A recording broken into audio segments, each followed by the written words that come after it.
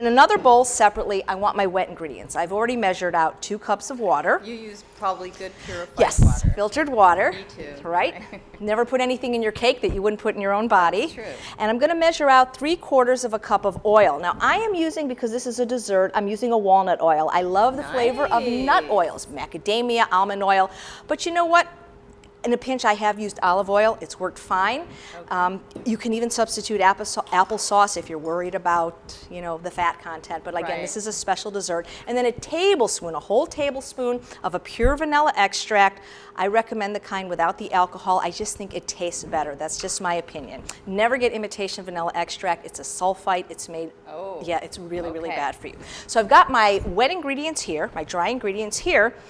And I don't even need a mixer, a mix master, a KitchenAid. All I'm going to do is by hand, the way Grandma did, is mix my wet ingredients into the dry ingredients. It's really easy, and I'm just going to stir it. I probably should have had a little bit bigger bowl, but I wanted it to be clear so you could see it. No eggs to crack, no salmonella or E. coli in here. So just using good old-fashioned elbow grease. And you know what? If somebody had a hand mixer and wanted to do it that way, they certainly could.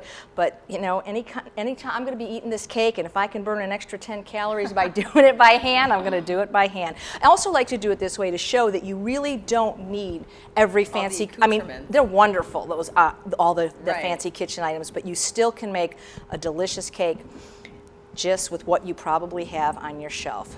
So we're just going to stir that. I don't want to stir it too fast because I do, this bowl is probably a little too small, but really it's just till all the lumps are gone and it's fully incorporated. And you probably are thinking to yourself, well, how's this cake going to rise? There's no eggs. How's it going to taste? Well, for some reason, when you mix apple cider vinegar, which I forgot, but I'm remembering now, 2 tablespoons, with the baking soda, you see that little fizzing right there? Yes. It's like little bubbles, like when you were in chemistry class. Okay. I'm glad I remembered that. It causes some kind of reaction with the baking soda. And it makes it rise. Little bubbles now. Wow. And it just makes it rise. I don't know how. And this recipe was developed before the word vegan was even a word, because I guess in the old days, or maybe during the Depression, eggs were scarce and certain things were scarce, and people actually had to figure out how to make things without the things that we consider standard.